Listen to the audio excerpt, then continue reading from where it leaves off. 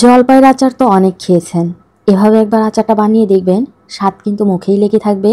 অনেককেই দেখি এই আচারটা গুড় দিয়ে তৈরি করে, কিন্তু আজকে আমি আপনাদেরকে চিনি দিয়ে কিভাবে এই আচারটা তৈরি করবেন সেটাই শেয়ার করব। একেবারেই পারফেক্ট একটা আচার কিভাবে তৈরি করবেন আর বছর জুড়ে কিভাবে সংরক্ষণ করবেন, এই ভিডিওতে পুরো টিপস অ্যান্ড ট্রিক্সের সাথে আমি শেয়ার করেছি। আশা করি আপনাদের ভালো লাগবে। ভালো লাগলে অবশ্যই চ্যানেলটা সাবস্ক্রাইব করে দিবেন, বেল বাটনটা অন করে দিবেন আমার পরবর্তী ভিডিও নোটিফিকেশন সবার আগে পাওয়ার জন্য।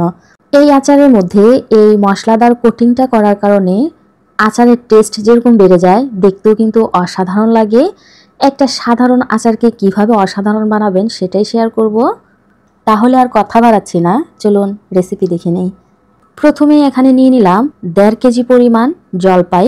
এখানে আমি 1 কাপ পরিমাণ দিয়ে দিলাম পানি, সামান্য কিছুটা হলুদ গুঁড়ো দিয়ে দিলাম কালারটা যেন সুন্দর করে আসতে পারে। এখন ভালো করে নেড়ে চেড়ে দিচ্ছি। চুলা আঁচটা ধরিয়ে এখানে 15 থেকে 20 মিনিটের জন্য এটাকে অল্প আঁচে কুক করে নিব। এটা কুক হতে থাক, এরই ফাঁকে আমরা একটা মশলা তৈরি করে নিব। প্রথমে চুলায় একটা প্যান বসিয়ে দিলাম, দিয়ে দিচ্ছি 8 থেকে 10টার মতো শুকনো মরিচ। অল্প আঁচে সময় নিয়ে এগুলাকে খুব ভালো করে ভেজে নিব। আমার মরিচগুলো কিন্তু ভাজা হয়ে গেছে, এ পর্যায়ে আমি উঠিয়ে নিচ্ছি। খুব বেশি পুড়িয়ে ফেলা যাবে না, এতে করে কিন্তু আচারের টেস্টের দিক দিয়ে হেরফের হতে পারে। আচ্ছা, একই প্যানের মধ্যে দিয়ে দিলাম 1 টেবিল চামচ আস্ত জিরা আর 1 প্যাকেট পাঁচফোড়ন দিয়ে দিলাম। আপনারা চাইলে এখানে 1 টেবিল চামচ আস্ত ধনিয়া আর 1 টেবিল চামচ মৌরিও অ্যাড করতে পারেন, তবে আমার হাতের কাছে ছিল না তাই আমি স্কিপ করেছি। ভালো করে ভেজে নিলাম। এখন এগুলাকে হালকা একটু ঠান্ডা করে আমি এগুলাকে ব্লেন্ড করে নিব, তবে একেবারেই গুঁড়ো করব না, কিছুটা আধো ভাঙা রাখবো। আচ্ছা, এদিকে দেখুন আমার জলপাইটা কিন্তু খুবই সুন্দর করে সিদ্ধ হয়ে গেছে। কিভাবে বুঝবেন সিদ্ধ হয়েছে কিনা? যখনই সিদ্ধ হবে জলপাইয়ের গায়ের ভিতর কিন্তু এরকম ফাটল দেখা যাবে, তখনই আপনারা বুঝবেন এটা সিদ্ধ হয়ে গেছে। সাথে সাথে নামিয়ে এটাকে আমি একটু ঠান্ডা করে নিব। ঠান্ডা হয়ে গেলে খুব ভালো করে এগুলাকে ম্যাশ করে নিতে হবে। এখানে চেষ্টা করবেন খুব ভালো করে ম্যাশ করার জন্য। যত ভালো করে ম্যাশ করবেন আচারের টেক্সচার আর টেস্ট দুটোই কিন্তু খুবই ভালো আসবে। এই যে দেখুন, মাশাআল্লাহ আমার কিন্তু খুব সুন্দর করে ম্যাশ করা হয়ে গেছে। এখন একটা সাইডে রেখে দিচ্ছি। এখন করব আসল কাজ। চুলায় আবারও প্যান বসিয়ে দিলাম, দিয়ে দিচ্ছি 1.5 কাপ পরিমাণ চিনি। আপনারা ঠিক মিষ্টিটা কতটুক পছন্দ করেন আর কতটুক খাবেন সেই অনুপাতে চিনিটা অ্যাড করে দিবেন। তবে খেয়াল রাখবেন যতটুক চিনি আপনারা অ্যাড করেন না কেন পুরোটাই কিন্তু ক্যারামেল করে দিতে হবে। চুলা আঁচটা লো টু মিডিয়ামে রেখে আমি কিন্তু এটাকে ক্যারামেল করে নিয়েছি। এই ক্যারামেলের ক্ষেত্রে কিন্তু পানি ইউজ করার কোনোই দরকার নেই, আর এটা কিন্তু খুব ইজিলি মেল্ট হয়ে যাবে, কোনো প্যারা বা কোনো সমস্যাই হবে না। যখন দেখবেন খুব সুন্দর করে একটা কালার চলে আসছে তখন চুলা আঁচটা বন্ধ করে দিবেন। বন্ধ করে একে একে জলপাইগুলো দিয়ে দিবেন। এ পর্যায়ে বেশি কালার আনার চেষ্টা করবেন না, এতে করে কিন্তু তিতা ভাব চলে আসবে আর এই আচারটা খেতে একদমই ভালো লাগবে না। সবগুলা জলপাই দেওয়া হয়ে গেলে এখানে আমি পাঁচফোড়ন অ্যাড করব বড় চামচ দিয়ে আধা চা চামচ। তারপর 1 টেবিল চামচ দিয়ে দিলাম কাশ্মীরি লাল চিলি, 1 টেবিল চামচ দিয়ে দিলাম কাশ্মীরি লাল মরিচের গুঁড়া। এটা কিন্তু ঝাল করবে না, তবে সুন্দর একটা কালার আসবে। টেস্টটাকে ব্যালেন্স করার জন্য কিছুটা দিয়ে দিলাম লবণ। লবণটা কিন্তু বুঝে শুনে দিবেন, কারণ আমরা পরবর্তীতে মশলার সাথে লবণ অ্যাড করে আমরা এই আচারগুলো কোটিং করব, যার কারণে পরবর্তীতে কিন্তু লবণ বেশি হওয়ার ভয় থাকবে। আচ্ছা যাই হোক, নেড়েচেড়ে কিন্তু ভালো করে মিশিয়ে নিচ্ছি। এই কাজটা খুবই ধৈর্য আর খুবই আলতো হাতে করবেন, যাতে করে এগুলা ভালো করে ম্যাশ হতে পারে।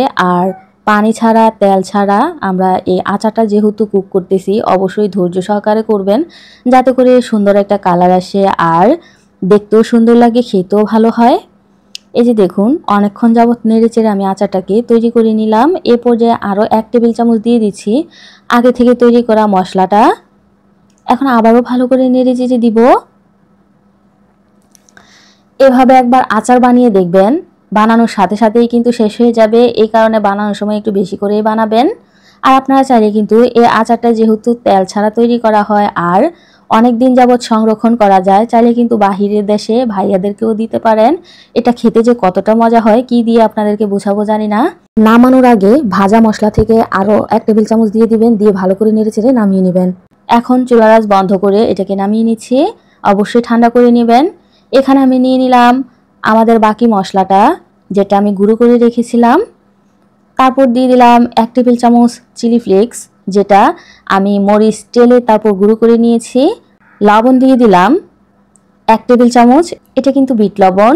তারপর আধা কাপ দিয়ে দিলাম চিনি, ভালো করে নেড়েচেড়ে মিশিয়ে নিতে হবে। মিশিয়ে একটা সাইডে রেখে দিচ্ছি। এখন আচারটা কুসুম গরম থাকতে থাকতে এগুলোকে শেপ দিতে হবে, পুরোপুরি ঠান্ডা করে ফেলা যাবে না। আপনারা নিশ্চয়ই খেয়াল করেছেন, কিছুটা আচার আমি হাতে নিয়ে তারপর গোল করে নিলাম। মাঝখান থেকে কিন্তু একটা দানা দিয়ে দিলাম জলপাইয়ের, যেটা খেতে কিন্তু ভীষণ ভালো লাগে। এখন হাতের সাহায্যে এটাকে একটু গোল করে নিব। অবশ্যই কিন্তু এই কাজটা করার আগে হাতের মধ্যে একটু সরিষার তেল লাগিয়ে নেবেন, এতে করে হাতের মধ্যে যেরকম লাগবে না সেরকম করে কিন্তু খুব সুন্দর স্মুথ করে বলগুলোও আপনারা ইজিলি বানিয়ে নিতে পারবেন। অবশ্যই দেওয়ার চেষ্টা করবেন, চাইলে কিন্তু স্কিপও করা যায়। আচ্ছা, গোল বল বানানো হয়ে গেলে আগে থেকে তৈরি করা মশলার ভিতর কোটিং করে নিব। আর এটা কতটা লোভনীয় হয়েছে নিশ্চয়ই খেয়াল করেছেন। আপনারা চাইলে কিন্তু ক্যারামেল ছাড়াও এই আচারটা তৈরি করতে পারেন, তবে শুধু ক্যারামেল ছাড়া চিনি দিয়ে করলে অনেকক্ষণ জাল করে এই কালারটা নিয়ে আসতে হবে, বাস আর কিছু লাগবে না। মাশাআল্লাহ, সবগুলাই তৈরি করা হয়ে গেছে। আর এক একটা কতটা লোভনীয় লাগতেছে নিশ্চয়ই খেয়াল করেছেন।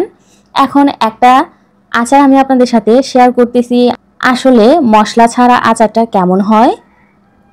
মাশাআল্লাহ, খুবই টেস্টি ছিল। এখন দেখাবো মশলা দিয়ে তৈরি করা আচারটা, এটা কিন্তু আরো টেস্টি ছিল। এই আচারটা এতটা মজার, যাকে একবার খাওয়াবেন সে কিন্তু বারবার পরবর্তীতে রিকোয়েস্ট করবে এই আচারটাই বানিয়ে দেওয়ার জন্য। ভিডিওটা ভালো লাগলে অবশ্যই লাইক কমেন্ট শেয়ার করে দিবেন। চ্যানেলে নতুন হয়ে থাকলে অবশ্যই চ্যানেলটা সাবস্ক্রাইব করে আমার পাশেই থাকবেন। আজ এই পর্যন্তই, সবাই ভালো থাকবেন, আমার জন্য দোয়া করবেন। আল্লাহ হাফেজ।